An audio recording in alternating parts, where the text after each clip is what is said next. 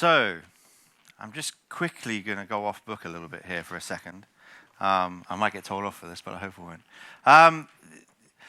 I'm known as a very passionate and a very emotional guy, and there's nothing I'm more passionate about than data ethics and the impact that current technology is having on our society.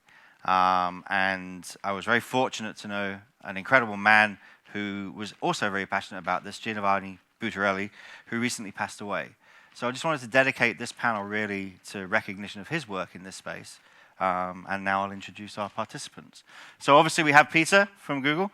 He's been introduced already. I don't think we need to go any further than that. Peter Shah, also introduced earlier today. And Ultan again, thank you very much for joining us. And really, when it comes to data ethics and the impact of platforms on democracy, we're all familiar with Cambridge Analytica.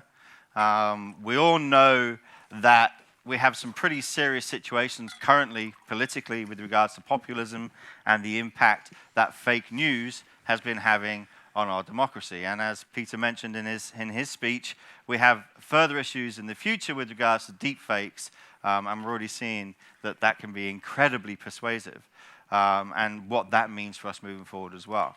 What many of us in the room may not know is the psychology behind this. So we're talking about psychographic profiling and the impact that this type of manipulation has on individuals and individual freedoms and autonomy and self-determination and all these things which we take for granted, which are incredibly important for the development and the continuance of our society, none more so than innovation. Because without freedom of speech, without freedom of association and freedom of thought and all these other things, then we don't have innovation anymore. Innovation is the direct byproduct of freedoms, of these liberties that we take for granted. So in early 2017, I ran an event at the European Parliament about Cambridge Analytica and the issues that we face with regards to psychographic profiling. There were a lot of politicians in the room. They were deeply troubled by the fact that their jobs were at risk, because now people would be voting for something which was completely fake, and their message, their honest messages really didn't make any difference anymore. It was about who had the biggest marketing budget. So finally, we start to see politicians looking at this and being a little bit worried about it. And now about 15 to 20 times a year, I speak about these issues for Singularity University on their faculty. And I try and go beyond the issues that we have with just Cambridge Analytica and look at the wider psychological and sociological implications that come as a result of that. So in psychology, we have this issue which we call the Hawthorne effect. How many of you have heard of the Hawthorne effect? So the Hawthorne effect basically states that if we know we're being observed, we change our behavior. Yeah? And there's nothing clearer in this situation than the situation we have in China currently with the social credit system, which was effectively implemented specifically to change behavior, to control how people behave. Yeah? And the scoring system that is used, I presume many of you have seen the Nosebleed episode from Black Mirror. I hope so. Yeah? So the issue there is when people know they're being observed all the time, they change how they behave. They change who they talk to, they change where they go, they change what they think, they change what opinions they impart upon the rest of society. Yeah? They no longer behave as a free people. They no longer have these freedoms which we take for granted. So the Hawthorne effect directly manipulates people to behave in ways that are not natural. We're no longer autonomous. Then when you look at psychographics, we have the other side of this situation where we're being nudged, micro-nudges, every single minute of every single day in the messages that we see in our online social networks and internet activities. And the problem we have there is we're also manipulating behavior because we're using the subconscious psychology to make people make decisions that are not necessarily decisions they would make in a rational manner. We don't consider emotional decisions to be rational. If they're not rational, they're not really informed and free choices. Yeah? So we have this kind of double attack going on from either side. We have the issue with monitoring and surveilling people all the time, and then we have the issue with the manipulation of people's behavior through psychographic profiling. And this is a huge issue. It's a huge problem. Tim Cook at the conference in Brussels last year stated that our personal data is being weaponized with military precision against us. And he was absolutely right. So I would like to ask the members of the panel, what do you think we can do, and how seriously you take the problem of psychographic profiling and the manipulation of not just our democracy and our voting situation, but of our society and of our future generations' autonomy? So a really easy question to start with. We'll start with Peter. Well, I may start. I think these are two completely different effects. So the Hawthorne effect, we know since, or we have known since years that people who are field surveilled behave otherwise than they feel not to be under observation. This is relatively simple. How to prevent this? I think to assure them that they are not under surveillance. So the remedy would be relatively simple, but in theory. Yes. The second effect is much more sophisticated. At first, you can manipulate my person better if I don't feel any the pressure. I don't feel that I am subject to manipulation. And therefore, the first is to make practices transparent. I think that is the first requirement. And if we go into the current practices, we see that micro-targeting that is used for advertising, commercial advertising, is also used for political advertising. And this is really dangerous for democracy, because the micro-targeting destroys the public. And those who have the information, who belongs to a targeted group, have more power than those who doesn't have this knowledge. So knowledge on the individual and the individual interests, on the political opinions, on the sexual preferences and whatever, gives those who want to manipulate a lot of power to be successful, more successful than their competitors are. So this is a huge threat, and so we have to question whether this kind of targeting, micro-targeting, using the same methods as in the commercial area, should be allowed in the political area. And if it is allowed, how we can prevent these effects. And I think we have a lot of stuff to discuss on. And I agree. And as we banned subliminal messaging or subliminal advertising in the 1970s on television and in movie theaters, because we deemed that it was too much of a risk to society, there was this very strong argument that we should be considering the same with regards to psychographic profiling, which was originally developed by a psychologist for the purpose of marketing. So Mark, oh, sorry, he's not here. Altan, so knowing that it's so difficult to detect psychographic profiling, and it really is incredibly difficult to detect, how can we govern it? How can we mitigate the risks that are posed to us by these technologies if they're so incredibly difficult to detect in the first place for people in your position in supervisory authorities? Yeah, and in that position, I have to look at it through the lens of GDPR.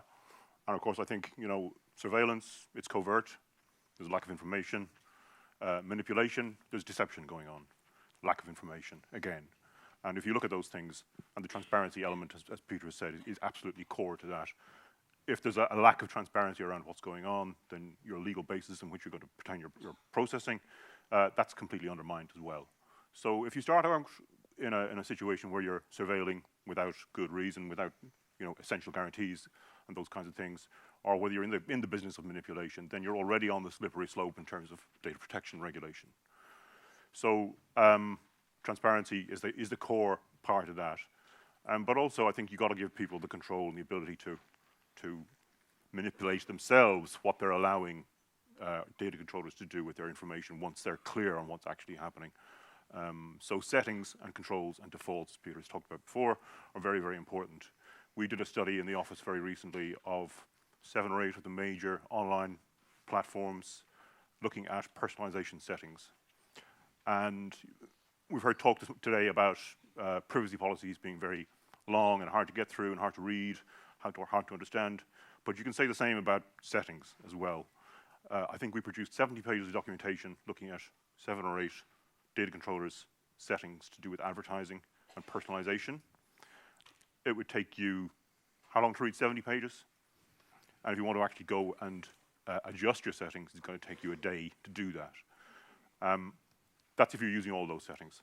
So there's obviously something going on there, I think, and it's something that needs to change. Some of the things we're seeing are accompanied by a lack of transparency as well. Some of the things are about controls that are too fine-grained, and there's no master control in some cases. So there isn't a big red button when there should be. Those kinds of things help people to decide and to get through this conundrum about whether they are being manipulated or whether they are being surveilled. Okay, and Peter, so you've probably heard this criticism several times regarding Google and creating this kind of bubble environment that people live in because all the information they get is curated based on their profiles. As a search provider and as an organization or a company who are deeply involved in developing these types of technologies, how do you propose we combat these issues? Well, how many of you want to start your search of what you're looking for by trolling through 1 trillion web pages? I mean, the whole point of a search engine is to curate information. I mean, the whole point is to get you to the information that is relevant to you. And you pose the question of surveillance in obviously a negative context. And I would point out that the same technologies are fairly neutral. I mean, once again, it's how they're being used. So if we're talking about manipulating people in a political context, obviously bad, and obviously we need to think about as a society, as a legal system, what we're going to do about it. But there's also very good uses of the same technologies. There's nothing bad per se about psychographic technologies. There's nothing bad about personalization per se. There's nothing bad about machines that will learn about my preferences, whatever they might be, to help steer me to the things that I'm interested in life, to help make my day easier. Imagine the future of autonomous vehicles. It will know all sorts of things about you and be predicting all sorts of things about you to make the whole thing work. So that's good. I think the challenge for us is that this can't be reduced to a psychographics are bad, GDPR outlaws this or that. It's actually going to be a much, much more complicated world where we're going to be talking about what uses of something do we think are good and useful, what uses do we think are bad and should be outlawed, and what uses are in the middle and should allow people to decide themselves. I'll give you just one example. I don't know how many of you have ever been on YouTube. I mean, yeah, okay. Well, I think a few more than are actually raising their hands, but let's suffice it to say, that if you started watching various categories of content on YouTube, the machines will start making recommendations to you. I mean, if I've been watching 3 videos of Bach cantatas, guess what? I start seeing recommendations for other Bach cantatas or Baroque music.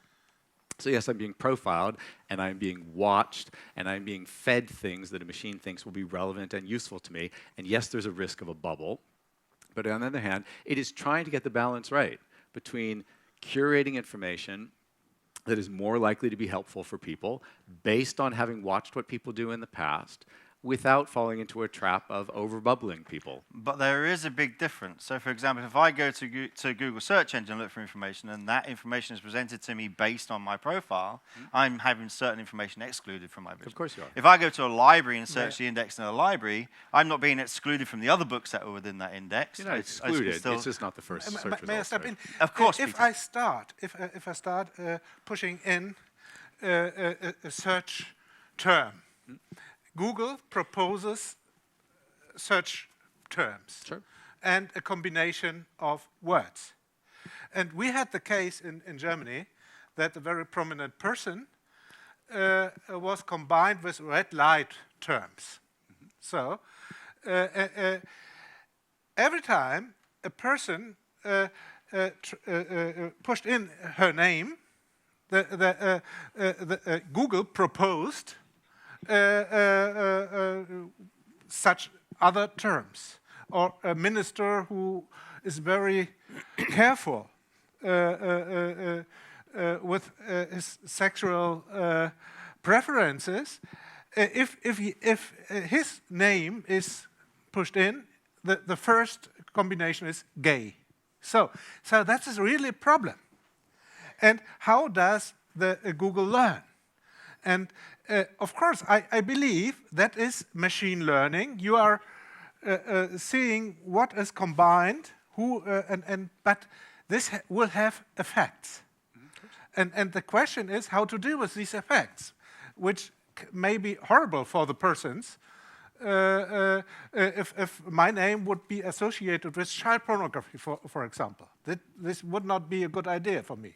So and nobody wants this combination. And therefore, how do you deal with these issues? Yeah, there's another person named Peter Fleischer in Germany who raises rabbits for pets. And so. Okay, good. But I think you do raise a very important issue there, Peter, in that the impact this has. So if we look at this purely from an ethical perspective, we're talking about the impact of psychographics on democracy and on voting.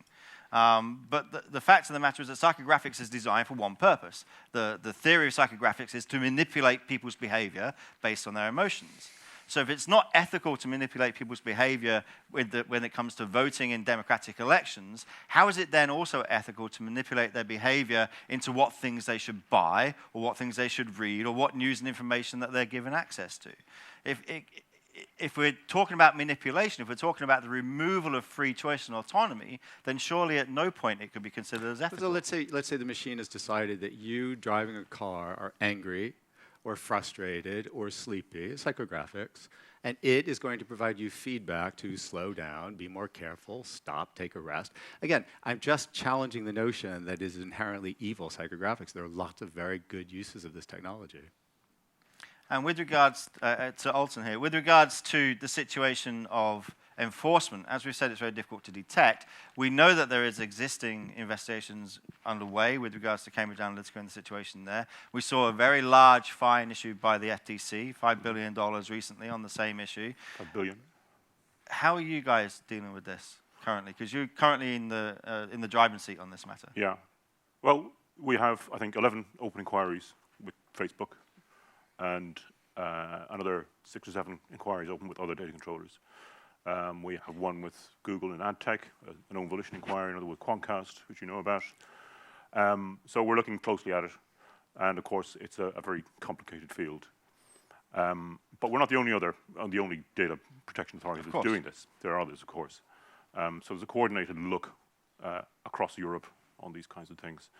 I think one of the things that differentiates what the FTC have done with their $5 billion fine and what we've got is that their enforcement was a combination of matters over time and one chunky fine at the end of it. What we've got going is 11 individual inquiries that each might lead to a 4% fine of turnover. And that may have more impact than one single fine of $5 billion or not. We'll see how it works. We can't prejudge it. But fines aren't the only thing. And we know this from our past history as well, pre-GDPR, where we didn't have a fining capability at all. And we found that enforcement in the form of prohibition and suspension can often be more effective than a monetary sanction, especially with small and medium-sized enterprises. But in one case, it worked particularly well. A company we had a breach with, they were effectively shut down from that kind of processing for 3 months until they fixed it, and they came out of the other end much better. And they became the possibly most trusted organization in that particular kind of processing in the country. Now, many of us commentators on Cambridge Analytica at the time were deeply concerned at the number of other organizations who were generating similar software and similar engineering. Just, I believe, yesterday, Facebook announced 40,000 apps had been suspended as a result of similar activities, which is just astonishingly a high number. So clearly, this is something that we need to start addressing as a society. My concern is that GDPR doesn't provide sufficient law for this particular issue. I'd be interested in hearing your feedback on that. But first, I'd like to ask everybody in the room, how many of you feel that we have appropriate legislation in place to deal with this issue that we're seeing with regards to our attack on democracy and society? Can we have a show of hands? Anybody think we have sufficient legislation in place? So I think we can safely say that the room generally feel that there isn't sufficient legislation, so since nobody raised a hand. Well, So let me, that's too easy. So let me just challenge you on one piece.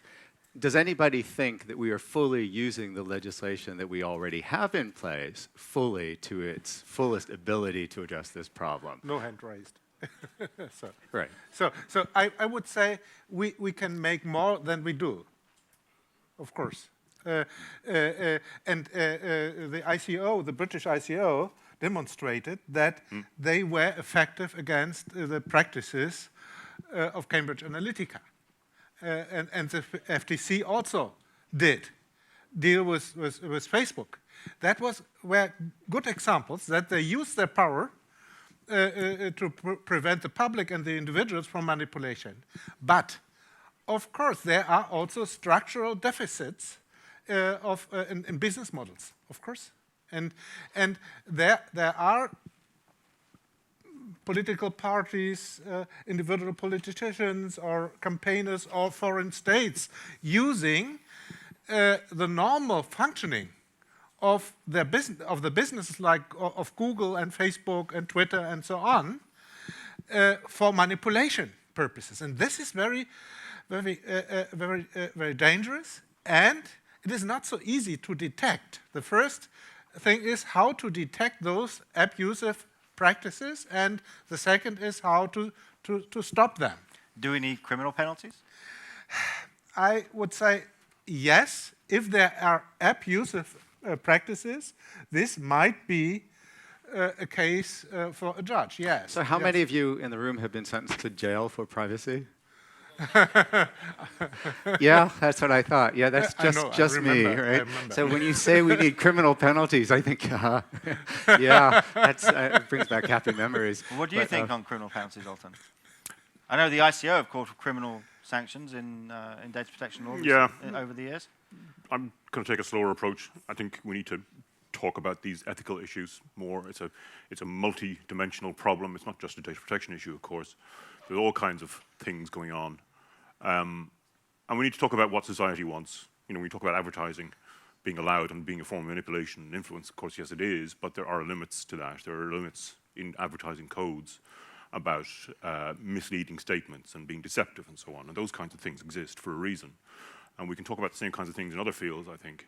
But ultimately, I suppose what we're probably going to end up with is some new regulation. I think one way or the other. Maybe it's not going to be criminal. In the interim, perhaps that might take the form of a code of conduct. And I think organizations have to be responsible about this. And if people are feeling manipulated, if society is feeling manipulated, if it's a norm to think that we are being manipulated, then that regulation, that code of conduct, will probably come sooner rather than later. And I'd welcome it. Let me just say one thing about fines and criminal sanctions. There's such a tiny, tiny, tiny piece of what actually influences businesses, right? And we've had just a very small number of them over the years at Google. But we've had, what really motivates companies is reputational damage. It's not the threat of a fine. And the Facebook thing, you know, that's the 1 out of a 5 billion kind of case sort of thing. So, and the criminal thing was, you know, as you can see, there was only one ever, basically. So it's reputation. And I don't think that we should simplify getting companies to do better by privacy by over-relying on these tools of, like, you know, criminal things or fines. It's just not really I don't mean you and your colleagues with of Facebook, who have to put into prison. So I would say those who try to manipulate the public and to influence elections, democratic elections. Absolutely. But let me by using these abusive tools, those might be subject to criminal investigation. Let me just come back to 2 points. So the first point to you, Peter, with regards to this issue that you said earlier with double exponential development of quantum and how we're moving forward with machine learning, etc. And again, with what you said, Altan, about we need to have more discussion. I'm all for more discussion. I talk about these things from dawn till dusk, every single day, 365 days of the year. But we do not have the time for more discussion. We need to take action. We're in a situation where, to quote Peter, we've got double exponential growth as soon as we get to quantum. We've had IBM just announced yesterday that they have a 26-qubit quantum computer, which to those of you in the room who are not technical is actually really freaking scary. Yeah? So we're really starting to hit that curve now. So more and more talk is just going to delay the inevitable and is not actually going to do anything to provide a solution. Secondly, with regards to the way with regards to criminal law and potentially implementing criminal sanctions, Google can go out and they can create fantastic technology. Facebook can go out and create fantastic technology. I don't tell people not to use Facebook because Facebook is an anathema to privacy. I think people should be able to use Facebook because it can be incredible for social inclusion and inclusion in the digital society. Their rights are fundamental rights. They're protected as fundamental human rights and should be the default, as we've heard in sessions earlier today. So people shouldn't have to be excluded from society to exercise their rights. What I would like to see Google do is more to facilitate those rights for the benefit of society from an ethical perspective, rather from their fiduciary responsibility to their shareholders. And it's a very difficult balance to draw, I understand, but it's one that is very critical to our society. So we don't have a lot of time left. I do want to put some questions out to the audience, because I think there's probably going to be a few questions on this issue. So does anybody have any questions? Come on, somebody must have any questions. Yes, this is the most important thing we face in our society today, in my mind. So we have a question at the back there, the lady with the blonde hair. Oh, yeah. Don't throw it.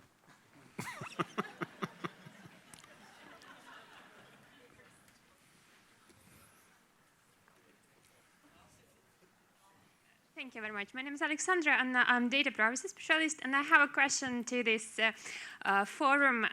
So the power of media and the possibility to influence people's mind has been known for ages, and we know some very bad examples when the media has been used to manipulate people's mind and actually lead to catastrophe, even in Europe and in the world in general. So don't you think that with the era of internet, people's ability to search for information and kind of analyze it and get access to different sources of information actually expanded? Rather than we kind of now we're claiming that people end up in some bubble.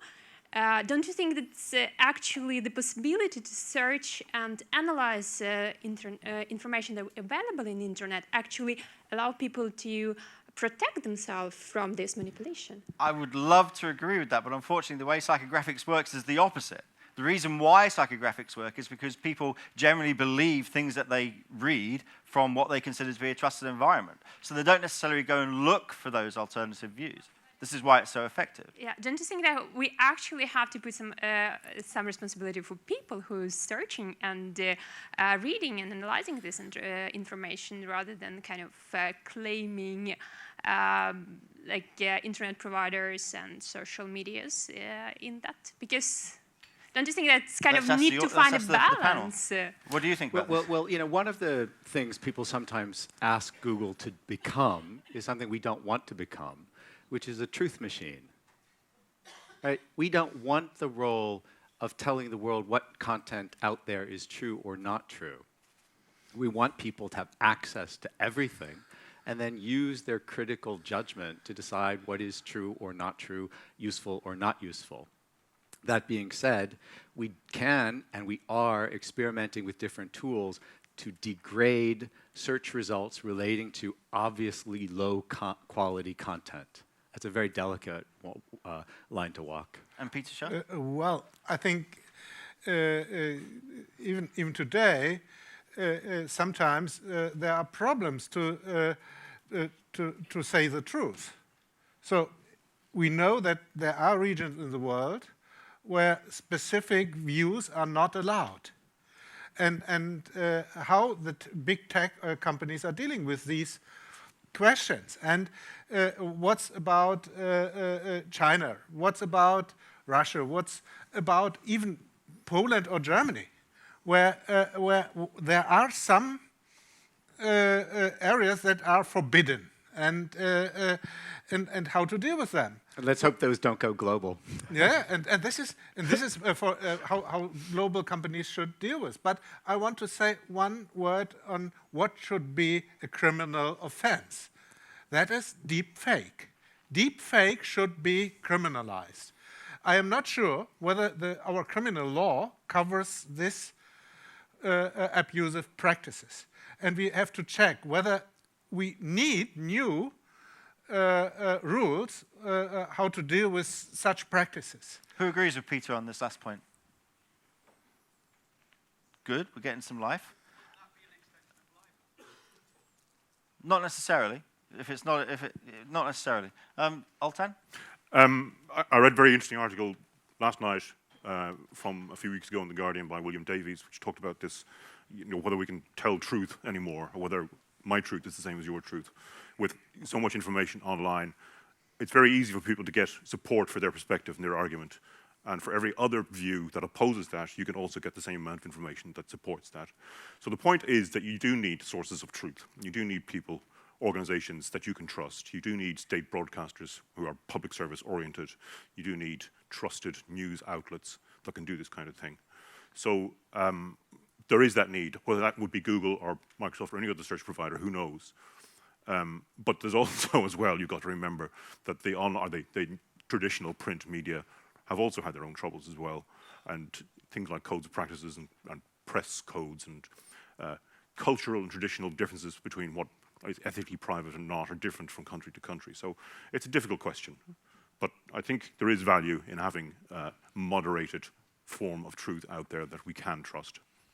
Am I allowed to do one more question? Yeah? One more question? I can't hear you. Closer? Yeah, I'm Alf. I'm a DPO of a Swedish union. And I've got a question to Google. Since you're the main tracker of digital footprints, especially in the Swedish area, I'm pretty much concerned about what you collect. And I would like the big red button that says, "Don't follow me, don't store my digital footprints." How far away from that am I? Well, Alf, you said you're a junior. So I would say you have to kind of dig into the way technology works and is built. I don't think there's ever going to be, for Google or anybody else, some giant red button. It's just not how it's going to work. We have lots of different services doing lots of different things in lots of different contexts. Some of them are good, some of them are problematic, some of them are in gray zone, some are not. I mean, I just don't think the giant red button solution, as appealing and as sexy as it sounds in the abstract, is actually something that's going to work. But now What if the CJU tells you have to do it? Well, it's not even a case. I mean, that's not even a case. Well, so, now I yeah. have to use all kinds of blockers to block you out so Yeah. you don't track me. Yeah. Well, that goes to the settings question, right? Okay, we have another question. Test. Okay. My name is Humam. I'm a compliance officer from Vattenfall. And we're talking about the bubble. Maybe this is too an obvious solution, but could it be possible that we can bubble some of the topics, like, for instance, the certain kind of music that you like? Like, if you like rock music, you will not get suggestions to listen to, I don't know, electronic music. And then same thing with the sport, but to not specify that to the political aspect, so you can still listen to all different politics from all around the world and keep an open mind. Would that be something that you are considering? Technically, that'd be very simple, right? Politically, that's a different question. But I'm saying from a technical point of view, that could do that in a minute. Any other thoughts, Peter? As we come to an end, I think, I want to thank you or Google for one decision. Okay. That was to cancel the project Dragonfly. Oh. That Google tried or worked on a specific new service for China, and this was very, very problematic, because this was or should be designed, so far as I was informed, in a way that would be compliant with the Chinese requirements, and that would be censorship. And I thank you, because you lost a lot of money there because you missed to win it. And therefore, we need more such decisions, ethical decisions by companies, not only follow the money or to maximize their profits, and to say no, even in some cases where you should not do the wrong things. I think my final words on this are, I mean, we need a change to business attitudes.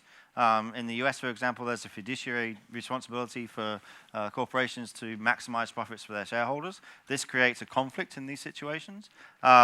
We need to really consider future generations and what this means to their autonomy and their self-determination and their freedoms, and whether or not that is going to stunt the growth of our society moving forward, and how we can prevent that. So we need to think more about these things. It's fine talking about them, but with this double exponential growth that we're going to see very shortly, we're rapidly running out of time, as we have done for this session now. Thank you very much. All right, thank you. Thank you, gentlemen. Thank you, Peter.